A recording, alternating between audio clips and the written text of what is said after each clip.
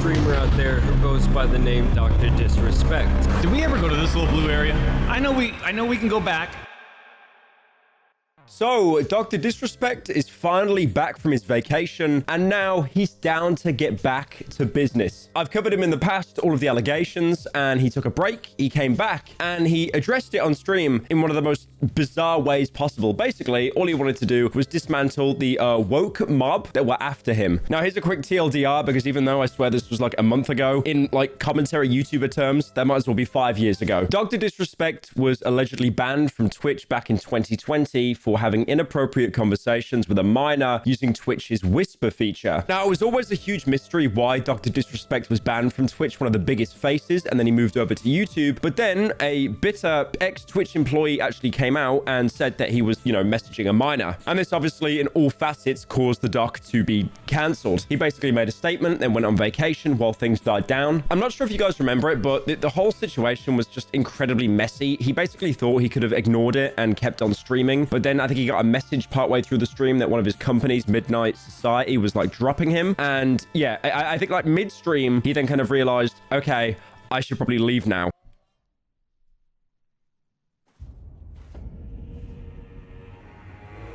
Now, since the doc's absence, what happens is many people make memes about it. One meme that I'm literally seeing 3 times a day at the minute is Dr. Disrespect playing Warzone, smiling while looking at an item called Picture of a Child. But despite all the hate he's been getting, his fan base have basically been eagerly awaiting his return. Usually when a YouTuber goes through serious allegations, they need to respond as quickly as possible, because if not, their fan base is slowly going to splinter and fracture, and they'll basically lose anyone that even watched them in the first place. But the idea of the doc coming back, that was always going to be a thing. He basically just went on vacation. He was always slowly teasing that he was coming back as soon as July on Twitter. One of the first tweets that people started to meme on was this, it was like half a chessboard and half a checkerboard. The entire bit alluding to him being smarter than everyone else. You're playing checkers while I was playing chess, which is funny because the only other person I know unironically to use the argument, you've been playing checkers, I've been playing chess, is SoFlo Antonio. Do you remember that guy? Like the prank channel that H3 would make videos on like 8 years ago. So not only is it a dead bit, it's an old head bit. Everyone is playing checkers, but I've been playing chess for years. The mastermind. SoFlo.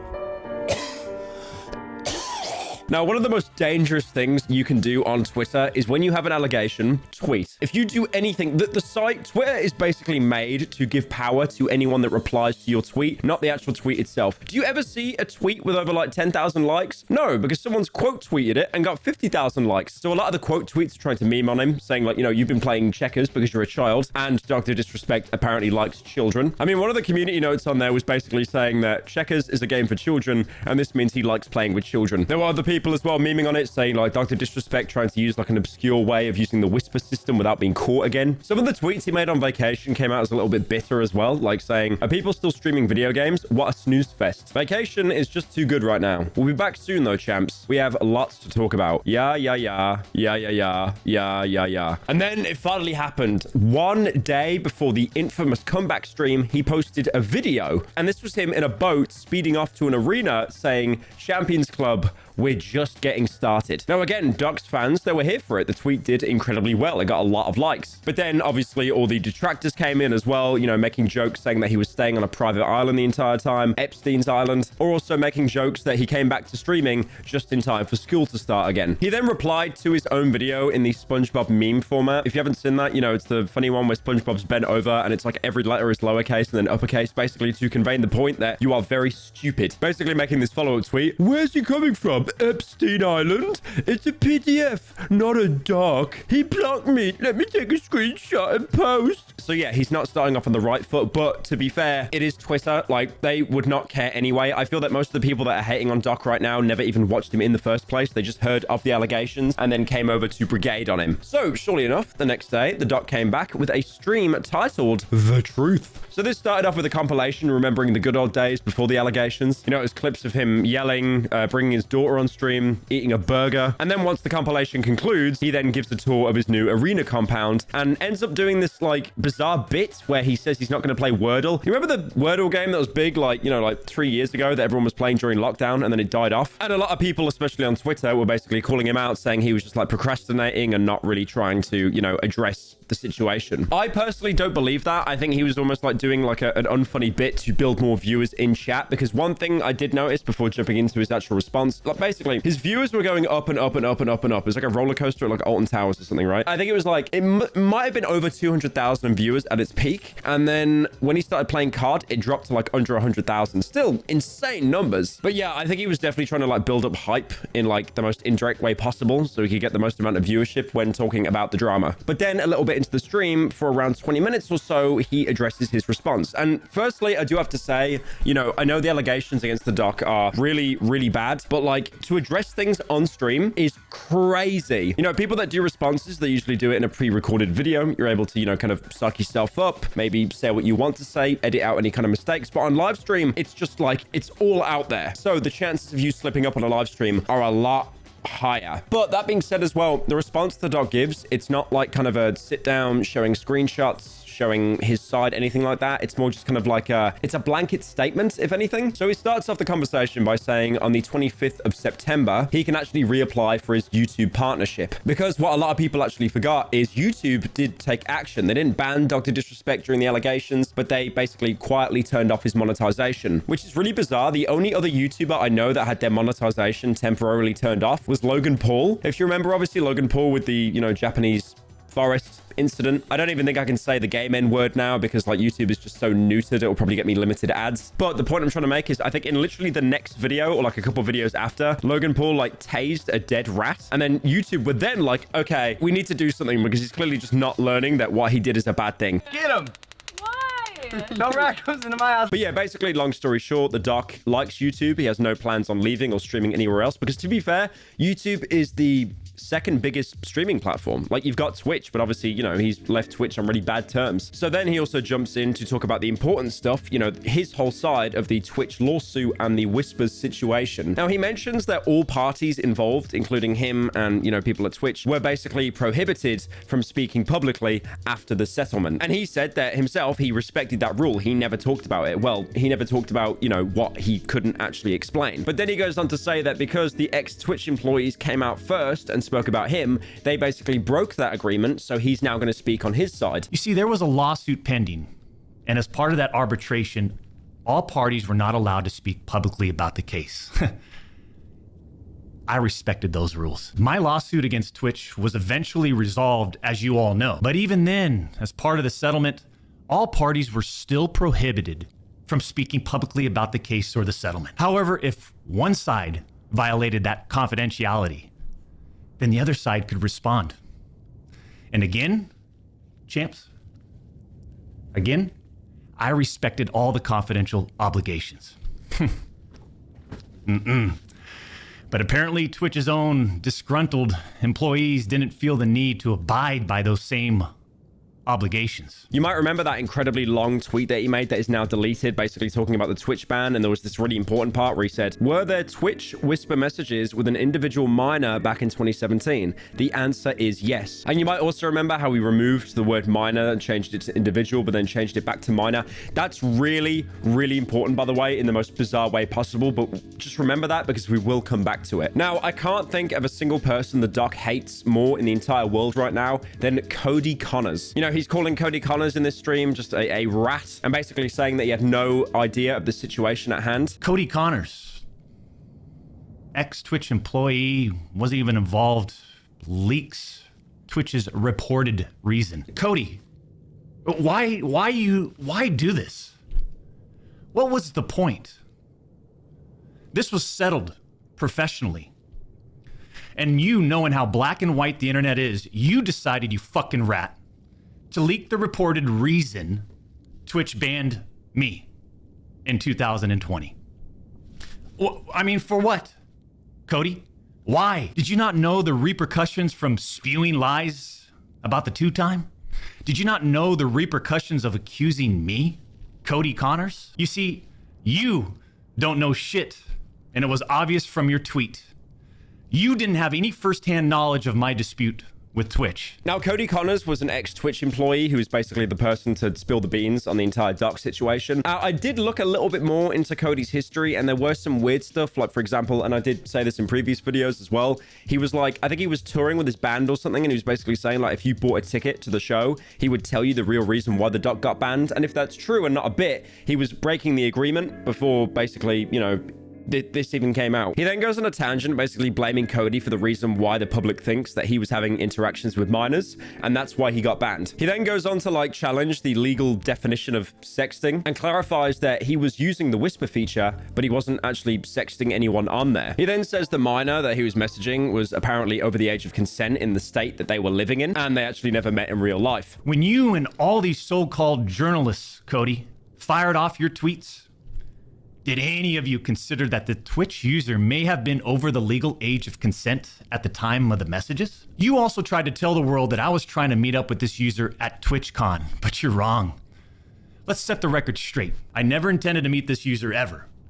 We never made plans to meet at TwitchCon or anywhere else, and in fact, we never met in person ever. And then he goes on to say that this is basically a huge master plan. It was like a coordinated attack from Twitch. More importantly, Twitch employees and his ex-partner manager. Now, obviously at this point, everyone is thinking, you know, okay, well, what was actually said in the whisper messages? Like, he doesn't show the messages, but he goes into pretty extensive detail explaining how the Whispers conversations was just like mutual banter with like inappropriate jokes taken out of context. I'm not really sure what that means. So he's basically saying that a lot of it was just like jokes that, you know, the context was removed. But again, these whisper messages are locked down more than Fort Knox. No one has seen them. I don't even think some of the employees at Twitch have seen them, because if they did, they definitely would have leaked them online by now. He also does say, though, as well, that there were no sexually graphic images that were exchanged. But then he goes on to claim that Twitch thought it was sexually charged and basically chose to ban him anyway, saying that they did it without proper legal analysis. He also said that's the reason why, in his original response, he used the word inappropriate. And then he also goes on to say that that's the reason why he uses the whisper feature.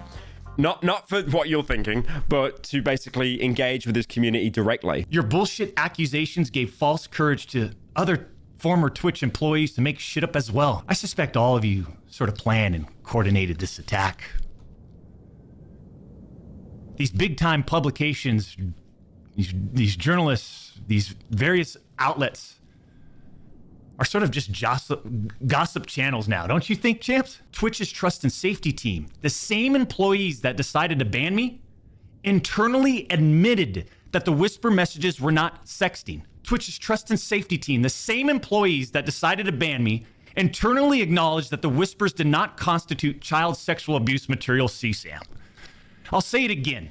Neither I nor the Twitch user exchanged any sexual graphic messages or images. I even used the word inappropriate, purposely. And look at how it's defined by everyone, champs. Huh? Including these defaming articles. I'm sorry, but mutual bantering with inappropriate jokes taken out of context should have never led to me getting banned from Twitch in the first place. Now, even though this person isn't named in his response, he does go on quite a lot about his ex-partner manager. Apparently, this is someone that, like, you know, they had like a blood feud since they both came out the womb or something. So apparently, from the doc's perspective, his partner manager at Twitch did nothing. And he also even says that his partner manager, well, his ex-partner manager, was the one that basically had one of the biggest involvements in getting him banned on Twitch. Apparently, by encouraging the Whisper user, you know, the person that he was talking to that got him into all of this mess, to basically report the conversation to Twitch. Even though apparently, from what the doc's saying, this user had no desire to do that in the first place. So Twitch reviewed the conversation between the doc and whoever it was in the Whisper messages. And apparently, from what the doc's saying, they actually found no issue with the messages themselves. So then the doc makes it sound that his partner manager did not like that outcome. And apparently the manager and an analyst at Twitch's law enforcement and response team, which is like, that's a crazy name for a Discord mod, by the way. They apparently sent these out of context messages through the chain on Twitch, eventually getting up to the director of the same team. On June 21st, 2020, my ex-Twitch partner manager learns that I exchanged whispers with the Twitch user. And I say ex partner manager because for years, this guy didn't do anything for me, my community, or my channel. The Twitch user tells the ex-Twitch partner manager that they do not want to report anything to Twitch, but this ex-Twitch partner manager encourages the user and even directs them to file a report directly with Twitch, even though the user told him clearly that we never physically met anywhere and that no photographs were exchanged. On June 24th, 2020, Twitch's special operations team receives and reviews the user's report. They find no issues and determine that it did not warrant any further escalation to Twitch's law enforcement response team. He finds out that no further action will be taken, so what does he do? He personally escalates the report to a friend on the Twitch's LER team. The LER team, remember, that's the Twitch's law enforcement response team. The LER analyst pulls the entirety of the whisper messages and begins discussing them with his director of the LER team. He also goes on to say that apparently these same people at Twitch sent these screenshots to the National Center for Missing and Exploited Children. He then also says it's been about 4 years since that report has been filed and the National Center for Missing and Exploited Children didn't do anything with it. And again, goes on to reiterate saying that Twitch did not perform proper legal analysis on the messages and whether the age of consent was applicable to said user in question. It's all very like word heavy, like legal jargon and stuff. I do feel like even though he's trying to speak his mind, he still knows what he can and can't say to avoid like lawsuits and stuff like that. So yeah, it's like, during the stream, he makes it out that it's like very angry, very, from the heart. But I do feel that when he was responding to this, he probably did have a sheet next to him, like on a monitor, like spark notes to go off or something. So he just doesn't go off on like a bizarre tangent. Because even though what he's saying seems to be emotionally charged, he's very good at playing a character. And I do also think as well, like, he would have rehearsed what to say because this is like damning stuff. Again, like I said earlier, like for him to respond to stuff like this on stream is incredible. But I still think he would have had like, some kind of like spark notes or script to go off. So yeah, after all that, he goes on to say that basically they terminate his contract and they ban him from the platform, saying that Twitch didn't even do like a post interview or anything, or like any kind of like checkup on him. Apparently they didn't even reference anyone apart from the ex-partner manager, and obviously he wanted the doc off the platform if what he's saying is true. Within less than 1 hour, this LER analyst and his director have made the decision to suspend me from Twitch. Twitch submits a report to NCMEC. You guys all read those little articles, huh? The National Center for Missing and Exploited Children. Guess what? As far as I know, and over 4 years have passed, they didn't do anything with the report. As far as I know, they didn't escalate Twitch's report to law enforcement. Twitch makes this decision to terminate my contract and ban me without ever interviewing me, the user, or any other third party, including the partner manager. Now, before transitioning to another huge part of his statement, he takes a second to call himself, and I quote, the realist motherfucker in this industry. And this is where he gets back into his character again a little bit as well. Almost like, I guess it's like a palate cleanser thing. He goes on about his looks, his height, his athleticism, having a college degree, being successful, having a beautiful family. It's really bizarre to throw that in the middle of like, addressing really serious allegations. I can't tell whether it's like a bit to keep him in character or he's almost doing that as like kind of like a self-soothing thing to remind himself what he has. He also makes this weird statement that sounds like something Mahatma Gandhi said. He's saying that everyone thinks that they're perfect, but they aren't, and he also isn't perfect. Let's put that on the quote wall. The Mahatma Gandhi quote wall. And the next part is really interesting. What he tries to do is basically make the point that Twitch targeted him, but apparently there are people on the platform, according to him, that are even worse, but they actually managed to get away with it. Now, this is really weird because the first one is like pretty bad, but then as I mentioned, each case, each one gets so much worse than the last. So the first one he mentions is a streamer frequently using the N-word while publicly streaming, because that violates Twitch's policy on hateful intent. Right, so that's the PewDiePie bridge one out the way, okay? What a Okay, the second example he gives, a streamer was reported for discussing doing things with deceased animals and discussing the P word all while streaming. And apparently this person was never suspended, but given a multi-million-dollar contract. And then the third one, a streamer was reported for a sexually explicit stream involving underage people and telling said underage people to send Snapchats of them doing things to themselves. And apparently this person was never suspended and instead given a multi-million-dollar contract. So as soon as he said that, I immediately thought, oh my God, who are these three people that Twitch, like, you know, how did they get away with that? Especially the second and third one as well. But honestly, I've looked, I can't find anything concrete online. You know, I could throw some names out there, but without any kind of proof, that is basically just, you know, straight up misinformation. And he also goes on to say that Twitch banning him was almost like a tactical move, saying that when they terminated his contract, that actually aligned with a few streamers that were looking to come back to Twitch after Mixer fell off. If you remember Mixer, the Facebook streaming platform, no one joined it except like Ninja with his low taper fade, and then Mixer shut down. How is this going to affect your gaming abilities? It really won't. It's the same me, just a different platform.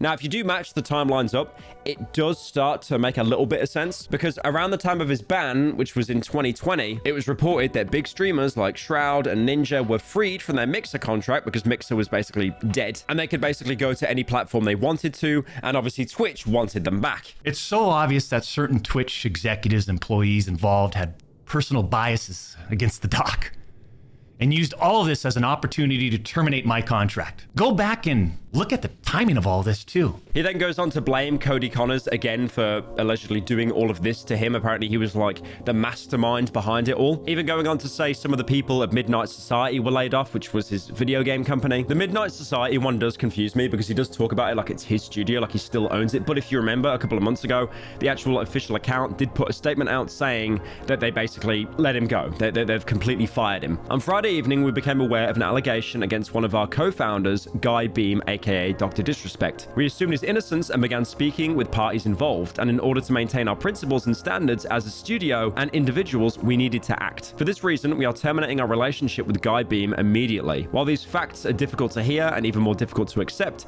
it is our duty to act with dignity on behalf of all individuals involved, especially the 55 developers and families we've employed along with our community of players. So it's a little bit confusing. Was he let back in the company, or is he kind of wording it like he still owns it, as in a sense of like it sounds better? I mean, a similar situation I can think of, for example, is Cody Co. Obviously, he has the company TMG that he founded with Noel Miller, and they put out a statement basically saying that like Cody is like, it was a lot more nicer worded. I think it's like Cody's stepping back. He's not going to be like the official face, but he's still a shareholder. He still owns a certain amount of the company, and we're not going to kick him off the board. I'm not sure if it's a similar situation to that, because they're saying they're terminating the relationship, but like, does that just mean he's not the face of it anymore and he's still like a private shareholder? I'm not sure. Now, one of the last things he says in the response is quite bizarre. He doesn't deny the whisper exchanges, right? Throughout this entire response, he does admit that they were real. He doesn't try to like say that they weren't or they were fabricated or anything. And then he goes on to apologize that the conversations were inappropriate if they were. And I'm not denying the exchange of whispers, champs. I'm not denying that to all of you out there. It looks bad. I have no way of knowing if the Twitch user thought our exchange of whispers was inappropriate. If it was, I apologize. So it's not like he's sorry. It's like he's sorry that in a certain way, if people interpreted it to be inappropriate. Again, no one has seen these conversations. But then more importantly, he does go on to say that there's more information that he hasn't actually disclosed yet. And it's not like there's going to be like a part 2 or anything. He's basically saying that he's like, it's kind of more like an indirect threat, basically saying that he's sitting on some like nukes right now and he's not going to release them unless someone else comes for him. And so to conclude, he doubles down and basically says like, officially, he is not going to release the conversations. And then people like on Twitter and chat that were asking to release the messages, he was saying like, what are we in 2nd grade? People want to show the message, release the messages, show the messages. What are we in 2nd grade? It's definitely a really bizarre situation to say the least. I don't think this is going to sway anyone. If you were a hardcore Dr. Disrespect rider, you're still going to be that. And if you're a hater, you're still going to be a hater. I don't think this has changed the narrative really at all. But I do think the doc's been like very clever with this, you know, almost like kind of saying that anyone that goes against him is basically like a woke hater, almost like he's trying to garner a certain type of audience to basically like protect him and defend him. So basically all of the stuff he addressed, he talked about, there was no proof. That there was not a single screenshot. You basically have to believe his word as gospel. Now, unsurprisingly, Twitter really did not like this response. But what's actually surprising is people that used to defend Dr. Disrespect, like for example, Nick Merckx, who actually dropped the doc a little while ago, he basically came out saying this Dr. Disrespect is married with children, pushing 40, admits to texting a minor inappropriately, his words, not mine, so I cut ties. Because obviously, that's inexcusable. Now I'm a shit friend for not having his back. Bunch of brain rot morons on this app. And then Jake Lucky, who's like kind of a media reporter guy, said, a lot to sift through on this one. Can't help but think showing the messages is the easiest way to clear up the confusion of Twitch's interpretation of the messages and the public's. But clearly, that won't be done. It does seem that Twitch is not entirely innocent in this process, but this made more questions than answers. Now, I really do want to take this with a pinch of salt because this is what Twitter is running with, and I'm not sure if it's actually true. But if you watch a certain part of the doc's statement on stream, he basically says, do you remember that tweet I shown like near the beginning of the video, that really long, you know, statement he made, and he had the word minor in it, and then he edited out minor to say like individual, and then he put minor back? Apparently, if what Twitter is saying is true, take that with a pinch of salt, he edited the word out, minor, and then he put it back in, not as like a correction thing, but to bait journalists with something that wasn't true. It's really bizarre. I think if you've got serious allegations levied at you, you shouldn't like, you know, kind of like feed into it to like bait people. So yeah, what will happen now? Is the doc's career up in flames?